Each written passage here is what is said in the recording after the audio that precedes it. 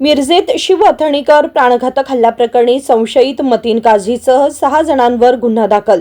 4 चाकी गाडी पोलिसांनी केली जप्त. आरोपींच्या शोधासाठी पोलिसांचे पथके रवाना.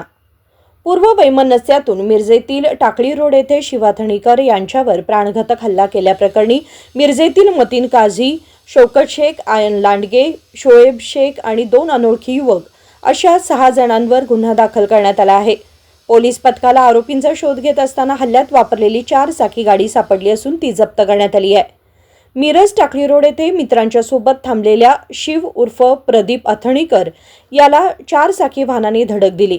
वाहनातून उतरून 6 हल्लेखोरांनी तलवार, चाकू आणि कोयत्याच्या सहाय्याने शिव अथणीकर याच्यावर जीवघेणा हल्ला करून गंभीर जखमी केल्याची घटना घडली होती.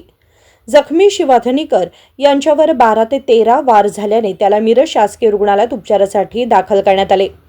हल्लेखोर हल्ला करून 4 चाकी वाहनातून पसार झाले होते. याची माहिती मिळताच अप्पर पोलीस अधीक्षक कल्पना बारवकर, पोलीस उपाधीक्षक प्रणिल गिल्डा, पोलीस निरीक्षक किरण चौगुले यांनी घटनास्थळी भेट देऊन आरोपींचा शोध घेण्यासाठी तपास पथके रवाना केली. दरम्यान या प्रकरणी मतीन काझी, शौकत शेख, आयन लांडगे, शोएब शेख आणि 2 अनोळखी युवक अशा 6 जणांवर मिरज शहर पोलिसात गुन्हा दाखल करण्यात आलाय. यापूर्वी हॉटेल रसामध्ये झालेल्या वादातून हा हल्ला झाल्याचे समजते.